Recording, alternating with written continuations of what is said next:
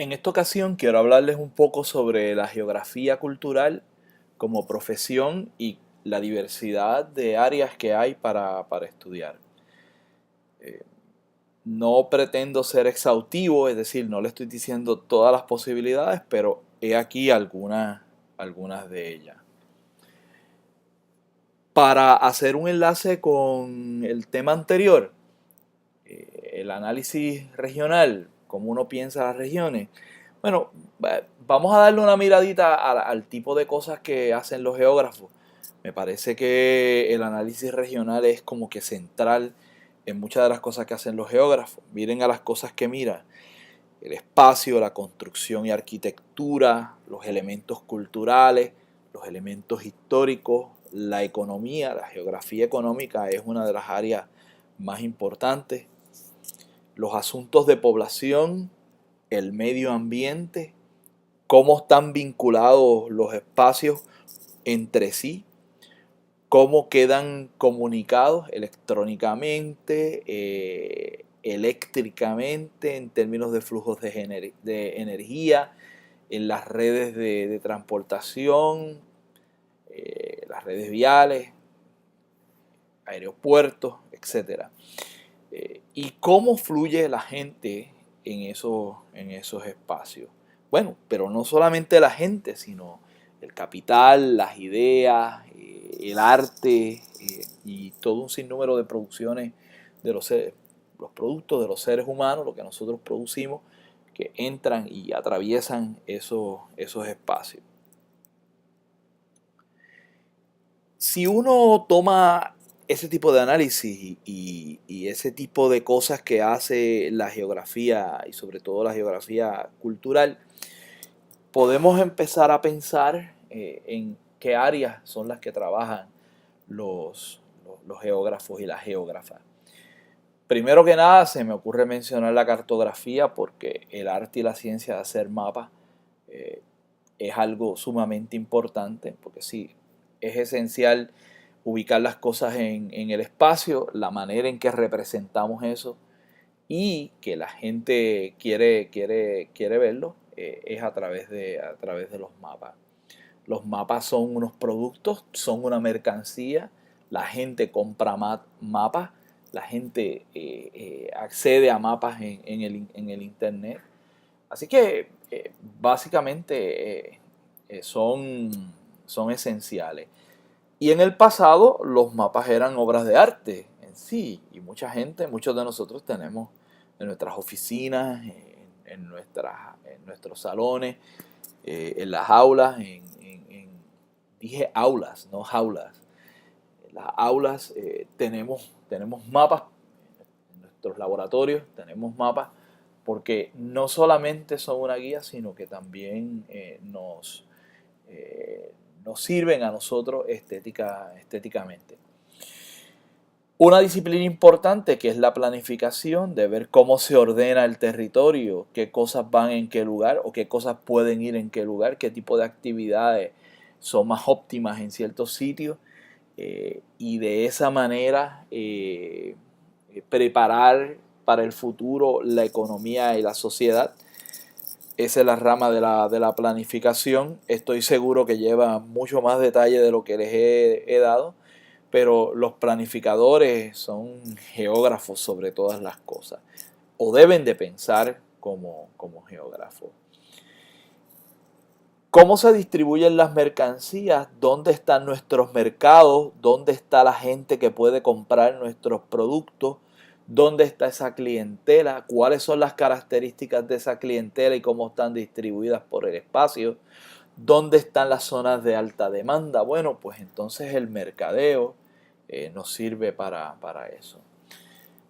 Definitivamente en todas las áreas eh, de la actividad humana que requieran investigación, el geógrafo es una persona, es un profesional esencial.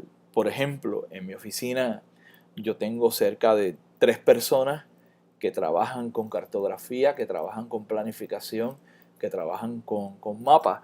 Y esa gente, esos compañeros y compañeras de trabajo, contribuyen al proceso de hacer investigación.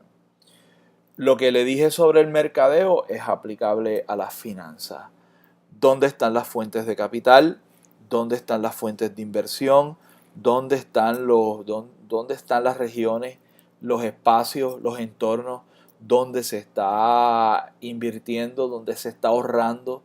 ¿De dónde viene la mayor parte de las inversiones en ciertos sectores?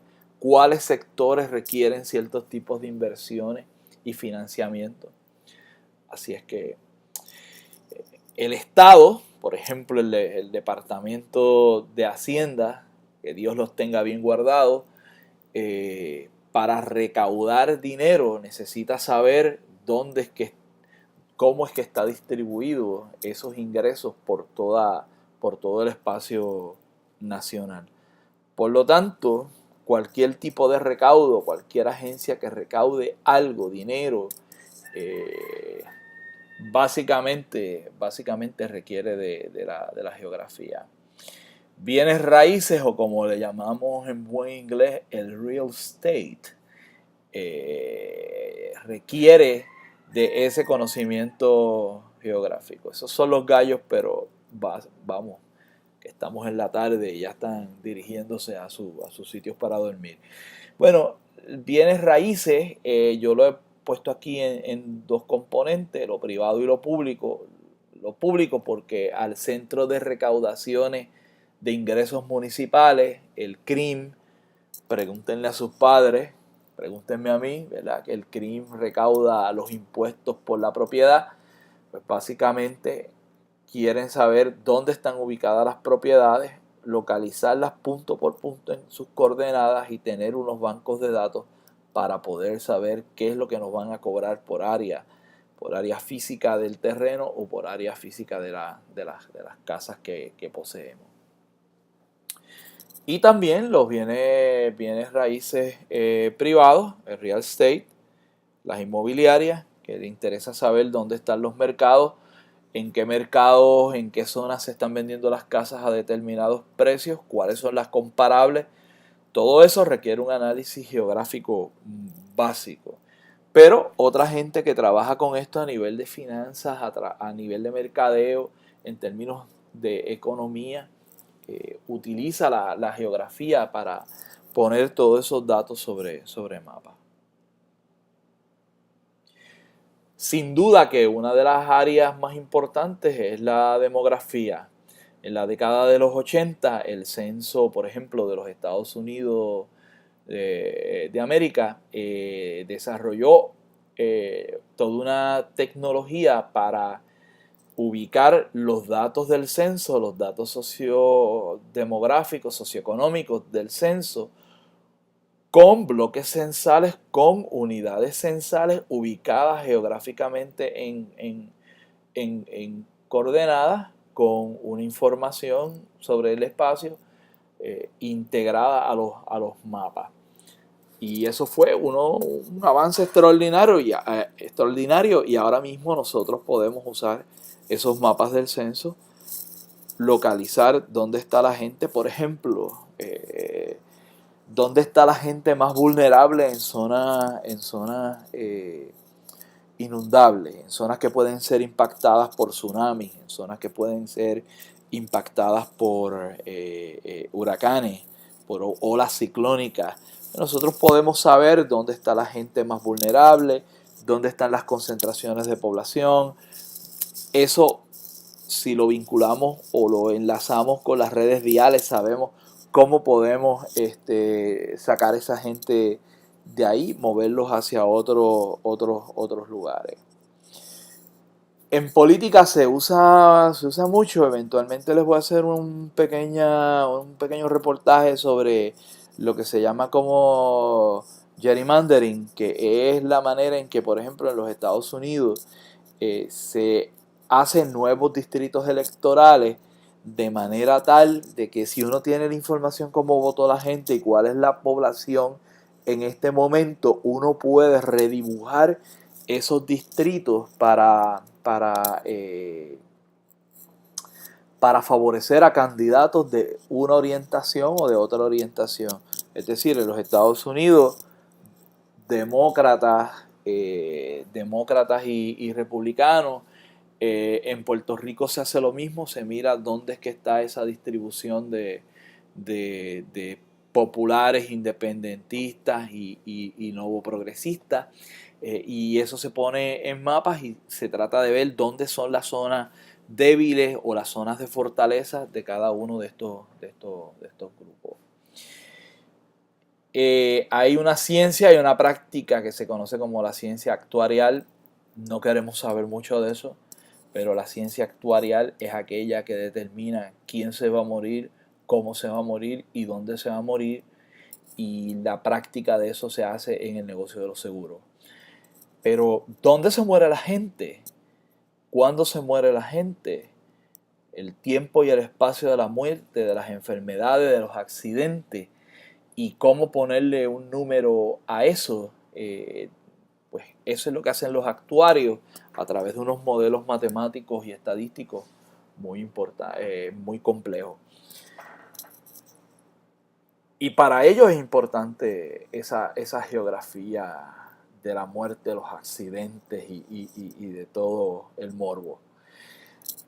Lo otro para lo que sirve la geografía es la conservación de la naturaleza. Sobre eso les voy a hablar durante todo el curso, así es que no me extiendo mucho más. Y para desarrollar mejores sistemas de información, y todo eso, bueno, ustedes ya lo pueden entender a base de lo que hemos hablado hasta ahora. Hay diversos tipos de geografía, aquellas que hacen una crítica al sistema, que dónde está la pobreza, dónde está la gente más vulnerable, cómo esa vulnerabilidad tiene que ver con clase social. Esa es la radical. Dónde están distribuidos los grupos étnicos, los grupos culturales, raciales en el espacio urbano, en el espacio rural. Por dónde van las religiones, por dónde va la incidencia por ejemplo, del Islam, dónde está penetrando el Islam en las zonas occidentales. Cómo se distribuye los elementos de la salud y las medicinas, por dónde va la ruta de la gente y cómo opera el clima y la meteorología. Son áreas que trabajan los geógrafos. La población, ya de eso hemos hablado. El asunto electoral y la política también. Hay una geografía de la música, ¿verdad? Por ejemplo, uno podría plantear Bomba y Plena es una zona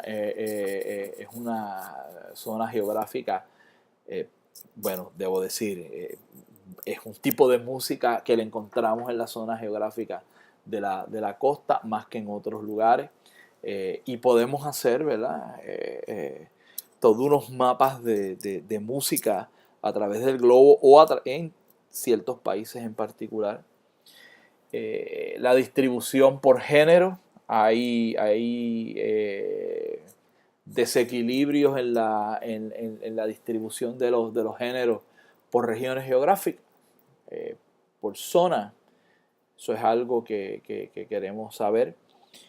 La geopolítica, cómo la gente se disputa, se divide, entra en contención, pelea, negocia por puntos geográficos que son estratégicos en términos políticos, en términos económicos, en términos sociales.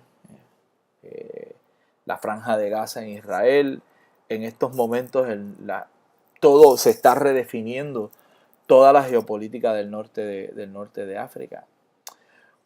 ¿Cómo está distribuido el ocio y el turismo? ¿En qué zonas? ¿Hay polos turísticos en ciertos países? ¿Qué requisitos tienen esos polos turísticos? En fin, que hay toda una serie de geografías que nosotros podemos ir mirando en todos estos estudios, y algunas de ellas las vamos a tocar, como esta misma del turismo y el ocio, tal vez un poco de geopolítica. La cuestión de conservación es sin duda una de las que queremos hablar. Bueno, y con esto los dejo por este momento.